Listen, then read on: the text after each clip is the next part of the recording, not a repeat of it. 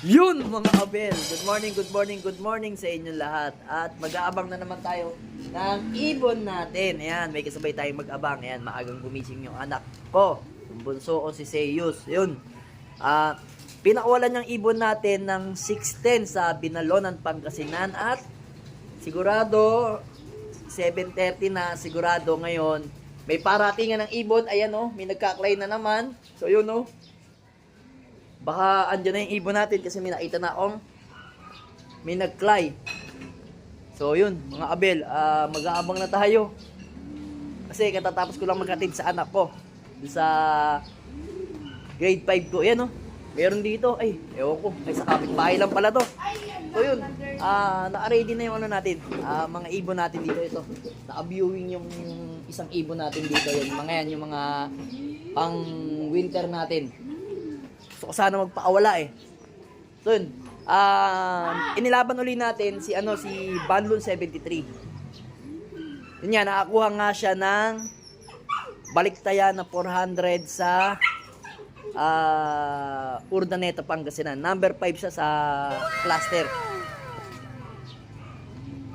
Pero wala naman yung wala yung certificate mga kabel.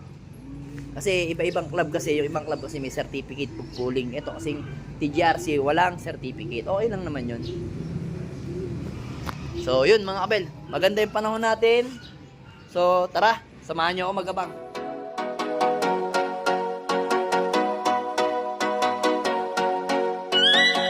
Mga kabel, meron tayong isang ibon. Ay, dalawa pala.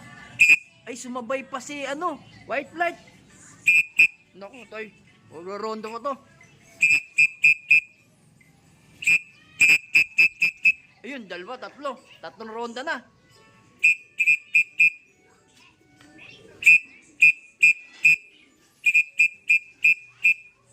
Ayan, pang-apat.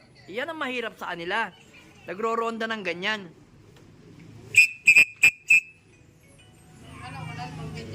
Video mo. Pasok na. So, yung clock muna natin mga kabel. Ito. Ayan. Patay mo na. Ayan. Pasok. Ito yung pangalawang bird natin. Ayan, no? Ayan, kasabay. Then, ito naman si Palawi. Sabay-sabay na. Oh. Alright. So, yung speed natin is... Teka lang. Ang speed natin mga kabel is 1128 na lang. Ayan. 1128. Bigla kasing naikla ko na yung ibon. Biglang nag-log out yung yung yun ako. Kaya nag-anoli ako, pero naikla ko na siya, tapos biglang nag-log out, kaya inulit ko lang yung klaing ko. Sumabay pa kasi si si white plate eh. Hindi talaga, sa totoo lang mga kabel talaga, si white plate at saka si Banlon lagi ang magkasabay. So yun nga, kaya lagi ko to nilalaban. Si Banlon naman si Banlon lalaban natin sa pooling, yun naman inilalaban natin sa pan race. Kaya yun, possible si white plate na to, na si Johnson President, ilalaban natin to sa dalawa. Meron pa tayong dalawa. Dalawang ibon, sino to? Ayan, landing. Ayan, dalawa. Blue bar? Sino bang blue bar? Sino ba itong blue bar na to? Sa kapitbahay. Kay Riz yung isa. Kanino kaya yun? Parang kay Riz sa kabila. Pero parang kasama yung isang ibon natin eh. So yun. Sa kanya ata yung dalawa. Bumaba, akala ko sa atin. So yun nga. Tatlo na yung ibon natin. Bale, kulang pa tayo ng 3 ibon. Ayun na. Yan o. Yan na nga. Kasama nga na kay Riz. Si yun? Si Peter B. Pasok.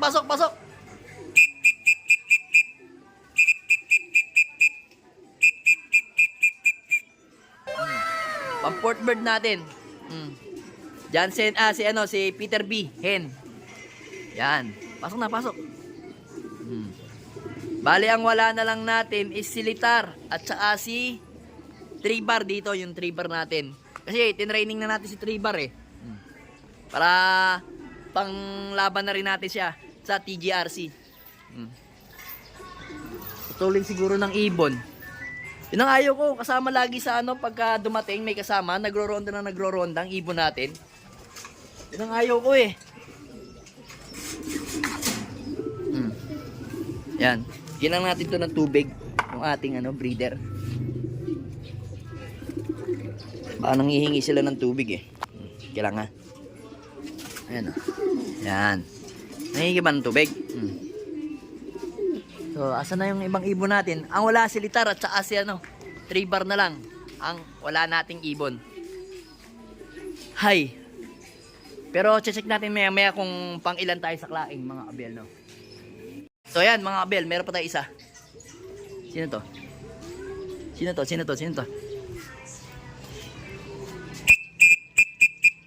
Ah, si ano to? Si Litar.